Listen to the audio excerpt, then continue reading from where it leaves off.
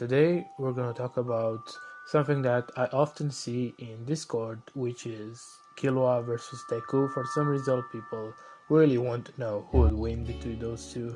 So I'm just gonna make this video to respond to the question who will win between the two.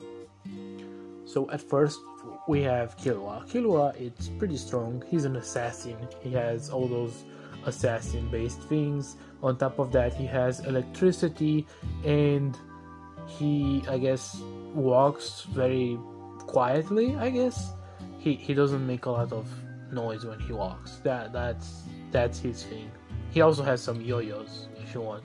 Where on the other hand, Deku, it's a dude that it's pretty smart, pretty, I would say, good at fighting, even though I don't want to say he's a pacifist because he kind of beats the crap out of most people, but you get what I'm saying. Even though he's a simp, he pretty much punches and kicks people intelligently, and that's basically all he has. He also has some other powers or quirks or whatever, but I don't want to spoil the manga and spoil his new techniques, so I'm just gonna say he has superhuman strength and speed, which, by the way, every character in fiction has, so obviously.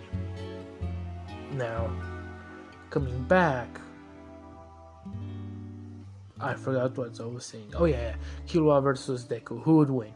Well, it's pretty obvious to say who would win, because the difference in power and speed between them, it's actually pretty laughable. If you think about the fact that in power, Deku could destroy city blocks even in like season 1 and 2, and towns as far as season 3 and 4, and even in the movie, which, yes, it's canon, he has a feat that puts him at mountain level, if not even higher. Remember, mountain level, it's the equivalent of All Might in season 3, or we don't know, that's the best we saw All Might being in season 1 to 3.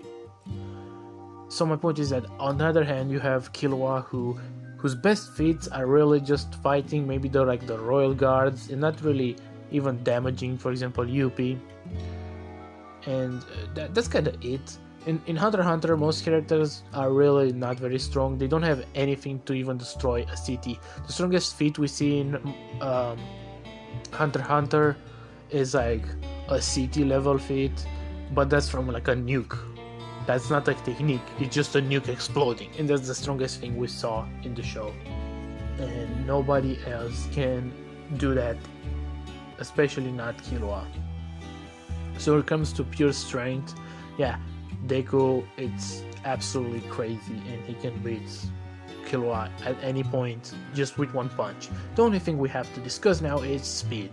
Who would win in a speed contest? Now, there's 2 ways to scale Deku. It's either you say he's like supersonic to hypersonic, which means that he's various times the speed of sound.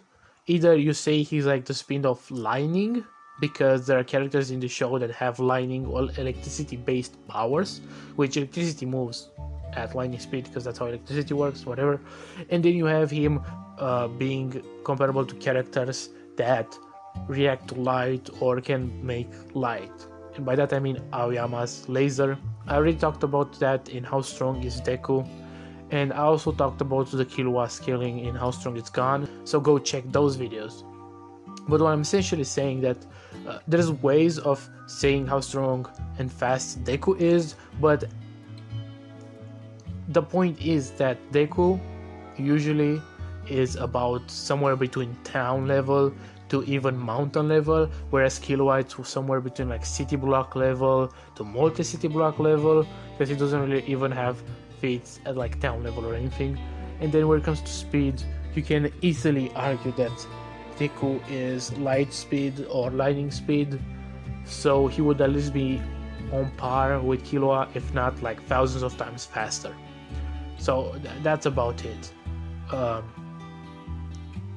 Killua is not as fast as Deku or as strong as Deku, and Deku would probably one-shot him anyway. That being said, thank you for watching the video. See you next time. Bye.